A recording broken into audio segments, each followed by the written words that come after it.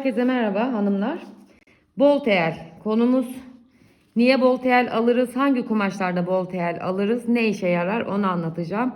Her kumaşta rulet kullanamayız. Ruletimiz kumaşımızı zedeleyebilir, ip çekebilir. Özellikle ipekli, astar gibi ince kumaşlarda bol tel kullanmamız gerekiyor. Kuplu modellerde, gece elbiselerinde, çok ince hassas çalışmamız gereken yerlerde bol tel. Görüntümüz şu. Birazdan nasıl yapıldığını size şu parçada göstereceğim.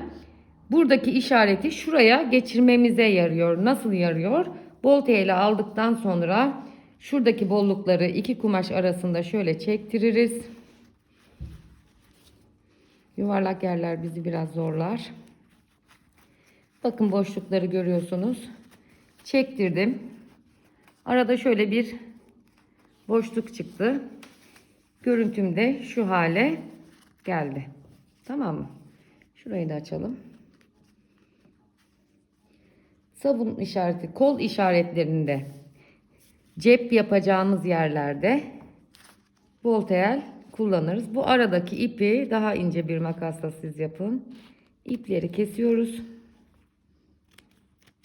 Yani ön parçadaki işaretleri arka parçaya geçirirken. Kol üzerindeki yaptığımız provadan sonra özellikle biliyorsunuz ki prova sağ beden üzerinde alınır mutlaka. Sağ beden üzerinde yaptığımız daraltmaları veya genişlemeleri giysiyi üzerimizden çıkarttıktan sonra sol bedene geçiririz.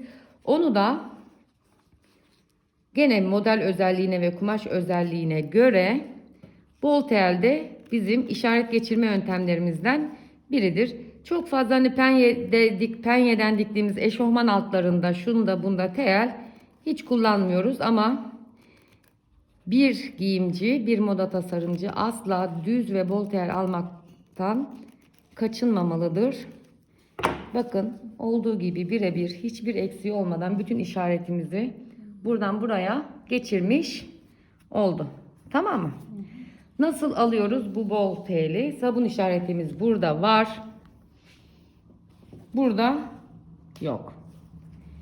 Şimdi çok yavaş anlatmaya çalışacağım. Sizin teknik parçalarınız üzerine ben size bunu yaptırdım. Ama tek kata yapmıştınız. Çok fazla mantığını da kavrayamamıştınız. Normal düz tel gibi alıp ileriye çıkıyorum bunu. Tekrar bir hatırlatma olsun size de. Geriye dönüyorum. Aynı yerden batıp aynı yerden çıkıyorum.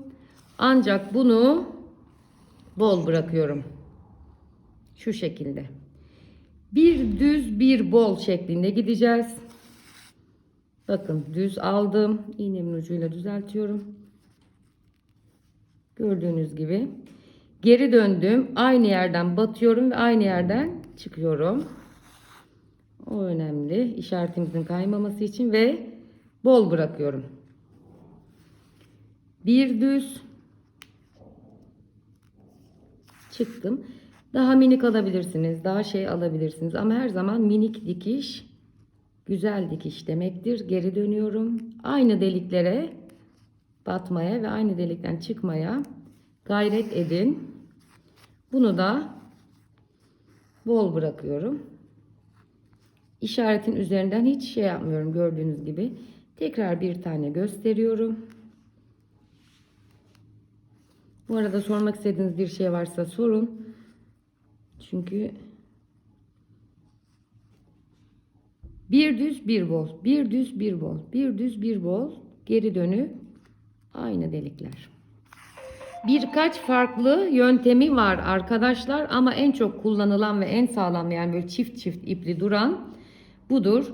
Daha sonra biz normal birleştirmelerimizi yaptıktan sonra tellerimizi aldıktan sonra bol tellerimizi de rahatlıkla sökebiliriz. Hassas kumaşlar için yani. Hassas kumaşlar için, ipekli kumaşlar için, işte rulet kullanamadığımız, işaretleri geçiremediğimiz kumaşlar için bu aslında giyimin bu da temel taşlarından biridir. Yapılışı da bu şekildir. Bir bol, bir tel olarak bıraktım. Tekrar minik bir hatırlatma yapıyorum. Sonuna kadar dikmeyeceğim. Daha sonra şu bollukları açıp yerleştirip böyle görüyorsunuz. Aradaki şu bol ipleri keserek geçici bir tel yani kalıcı bir dikiş değil. Sadece işaret geçirmeye yarıyor. Kesiyorum, makasımda maşallahı var. Kese bir hal oldu. İşaretimi bu parçadan bu parçaya geçirmiş oldum. Bol tel budur.